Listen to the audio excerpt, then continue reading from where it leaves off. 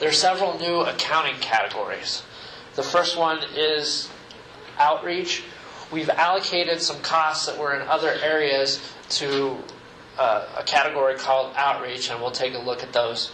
That is Donna Walker's. Information services, similar nature, that's Lori's. Library operations is Reed. That's more so just on a salary basis. He does have some admin supplies, so not a big category and not too many changes there. Security, we are tracking our security system and the invoices related to that separately, so that was created.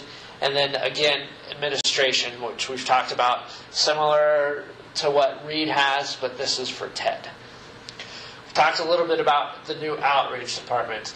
There's two major things that have been broken out separately, and they're related to ESL. First would be our foreign language collections. I believe that's around $70,000. And Donna's group was handling the purchases of that before, so now we're not going to pool the money of all books into one bucket. We've separated it into two buckets, one bucket for foreign languages, one bucket for the rest of our collection. The second thing is Spring Institute costs. That had been lumped into a lot of contract services before. Now it's specifically identified in a line item. So again, something new. Another concept that has changed is contract management. The content owner is going to be responsible for this. Finance is not. So as you're looking to get into contracts, you need to understand the content, because finance is not going to be focused on the content. They still will review all of the contracts that we're signing to make sure that they're in the best interest of us from a financial standpoint, but as far as what the service entails, that's going to be up to the content owner. For instance, the coffee shops, both of those contracts were negotiated by the library manager. Janet and Lori both negotiated the contracts with Strings and Woody's. I reviewed the contracts to make sure that we didn't get into any clauses that didn't make sense from a financial standpoint. But as far as making sure that they're there the hours they're supposed to and monitoring the content of that contract, that's been delegated out to libraries. The next thing that's very important is budget authority does not supersede the purchasing policy. So because directors and managers can make purchases up to $5,000, they still have to go through the purchasing policy, which reads if there's a purchase over $1,000, you need to get your 3 quotes.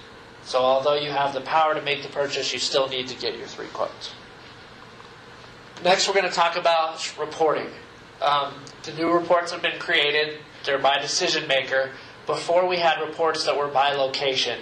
And the reason that we changed from location to decision maker is in the past we had allocated costs. So if Donna wanted to look and see what was going on at Davies, she could see the salaries for Davies, but she'd also see costs that she had no idea where they came from, if they were accurate or not. For instance, we would allocate our annual insurance bill to 13 different locations, and there would show up a number with a budget and an actual amount, but Donna had no decision-making power on it and no idea if it was accurate or not. So we've removed insurance from the reports that Donna is going to see and given that to someone that's responsible for overseeing that policy.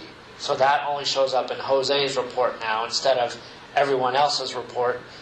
So you're only going to have to worry about what shows up in your report. There's not going to be anything that pertains to someone else in those reports. There's 2 different types of reports, and I'll show you both. One is going to be a high level of everything that decision maker is responsible for. So we're going to lump a bunch of different things together. For instance, in the high level reports, all of Donna's salaries are going to go into one line. So she'll be able to say, everything that I manage, I'm looking good at my salary budget. If she's over, she can go into a detail report that shows the salaries by location. So she can see that 4 of our libraries were underspent on the salaries budget, but there was 1 library that was overspent, and then she can investigate why that took place. So 2 different reports, 1 high level if you want to work at that level, and then others that are detailed if you need to get down into the detail. The next change is last year we would send out reports to everyone. We're not going to send out reports as part of the district going green. We're going to keep those electronic. They will be posted to this drive by the 15th of the following month. So on February 14th, we posted the January 31st financials into this drive. I've requested that all admin assistants, all decision makers, and all of finance have access to this drive. So if anyone has any problems getting here, let me know, and we can work with digital services to make sure that everyone has access to it.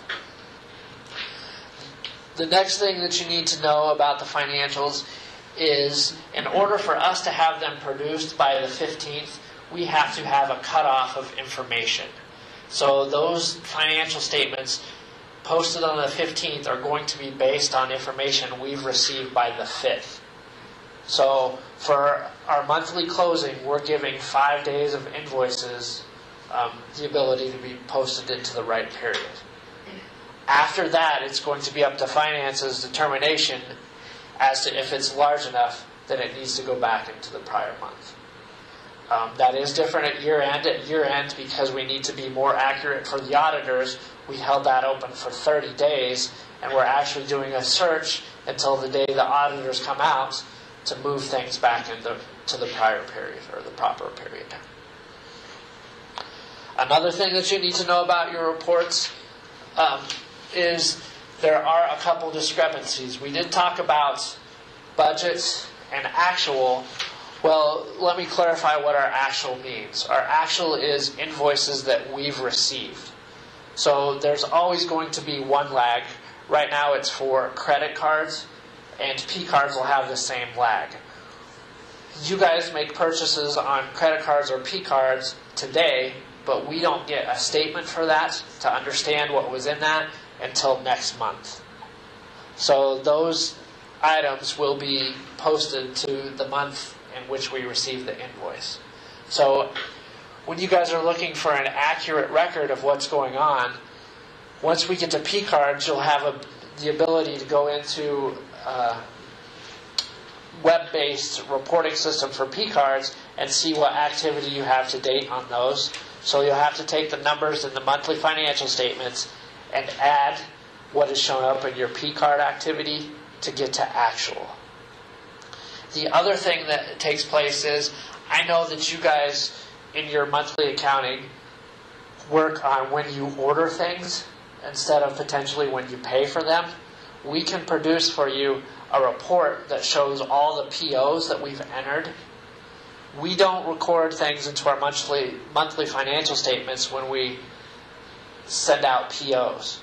We record them when the service has been provided or we pay for the service. So we can give you a list of what things you guys have ordered that we haven't paid for yet. So that those 3 reports should give you a very accurate, up-to-date where you're at on a daily basis.